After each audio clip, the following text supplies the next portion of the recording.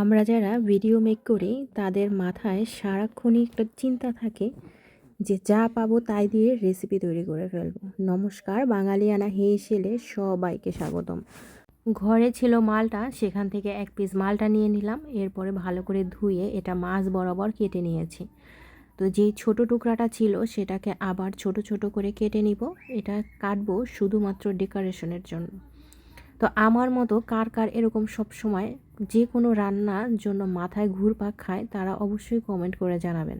সারাদিন রোজা রাখার পরে যদি এরকম একটা রেসিপি খাওয়া যায় তাহলে সারা দিনের পুরো এনার্জি চলে আসবে।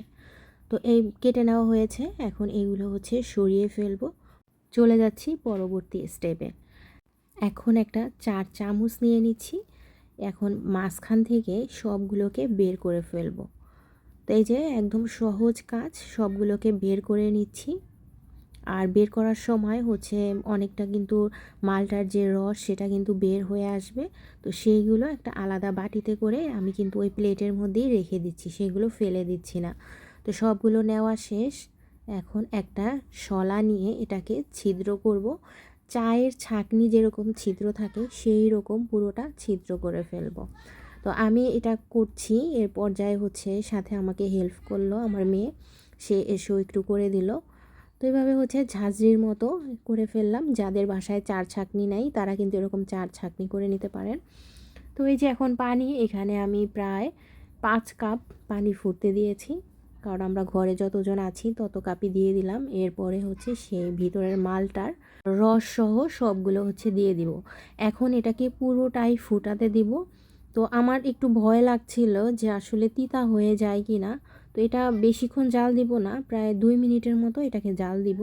তো চামচ দিয়ে একটু নেড়ে চেড়ে দিচ্ছি। 2 মিনিট পরে এটার চুলার আঁচটা বন্ধ করে ফেলবো। এদিকে নিয়ে নিচ্ছি একটা কাপ আর সেই মালটার ছাকনা। তো দিয়ে এখানে আমি এখন চা পাতা দিয়ে দিচ্ছি। 3 চামচ পরিমাণে চা পাতা দিয়ে দিব।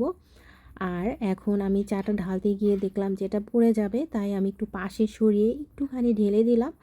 আর এখন চামচ দিয়ে এর মধ্যে অল্প অল্প করে একটু একটু করে দিয়ে দিচ্ছি। এই যে দেখেন এবার কতটা সুন্দর মানে এখন পড়েও গেল না। তো আবার যখন নিচে পড়ে যাবে আবার আমি আরেক চামচ দিয়ে দিলাম। এরকম করেই আমি 1 কাপ পুরো ভরে নিব। আর চা পাতাটাকেও একটু নেড়ে চেড়ে দিচ্ছি যাতে চায়ের লিকারটা নিচে যায়, যেহেতু এটা কাঁচা লিকার। তো একটা চামচ দিয়ে এটাকে ভালো করে নেড়ে দিচ্ছি যাতে আমার 1 কাপ পরিমাণ পর্যন্ত চা হয়। তো এভাবে করেই কিন্তু আমি সবগুলো চা তৈরি করে নিয়েছি, সেটা আর দেখালাম না। আমি 1 কাপ তৈরি করে নিলাম। এই যে দেখেন আমার চা কিন্তু হয়ে গেছে। এই যে চা হয়ে গেছে। এখন আমি যে ছোট ছোট পিস করে নিয়েছি, এখন সেটা এটার মধ্যে একটা দিয়ে দিলাম। তো সারা দিন রোজার পরে যদি এরকম 1 কাপ চা খাওয়া যায় তাহলে পুরো শরীরে এনার্জি চলে আসবে। আপনারা যারা চিনি দিয়ে খান তারা একটু চিনি দিয়ে দিবেন। তো আজকে এই পর্যন্তই।